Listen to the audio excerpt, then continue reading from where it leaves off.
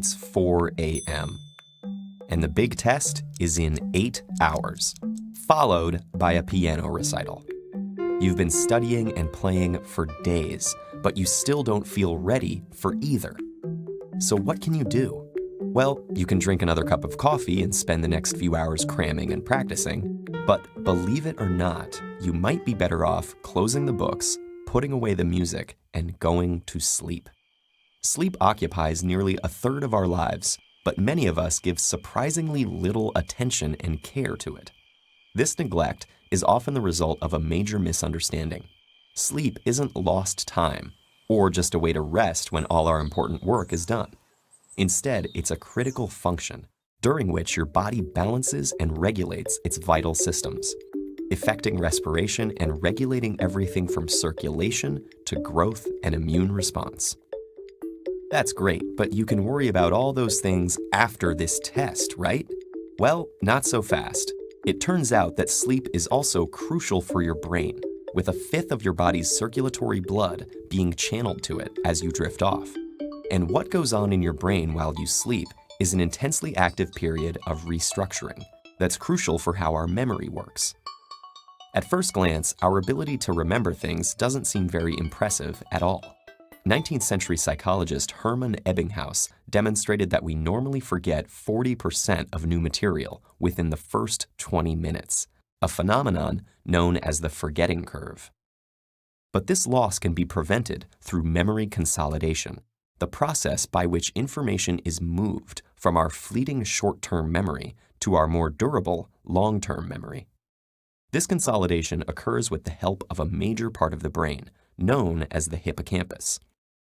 Its role in long-term memory formation was demonstrated in the 1950s by Brenda Milner in her research with a patient known as HM. After having his hippocampus removed, HM's ability to form new short-term memories was damaged, but he was able to learn physical tasks through repetition.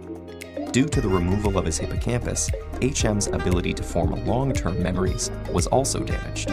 What this case revealed, among other things, was that the hippocampus was specifically involved in the consolidation of long-term declarative memory, such as the facts and concepts you need to remember for that test, rather than procedural memory, such as the finger movements you need to master for that recital.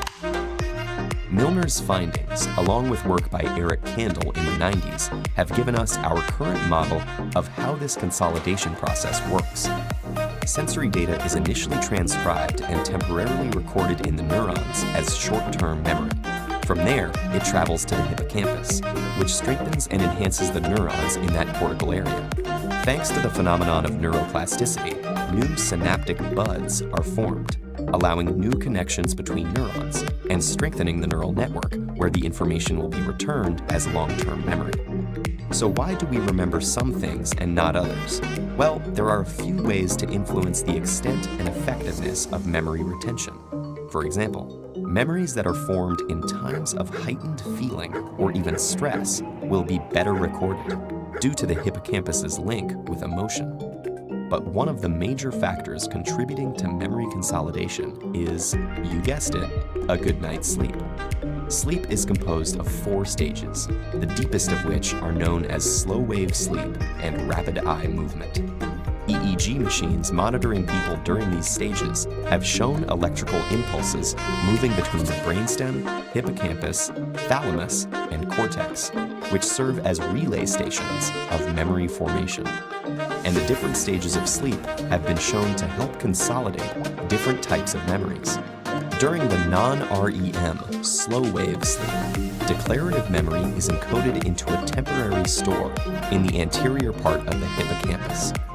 Through a continuing dialogue between the cortex and hippocampus, it is then repeatedly reactivated, driving its gradual redistribution to long-term storage in the cortex.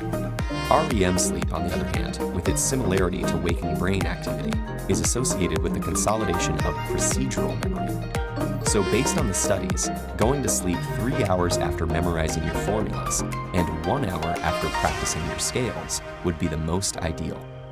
So hopefully you can see now that skimping on sleep not only harms your long-term health, but actually makes it less likely that you'll retain all that knowledge and practice from the previous night.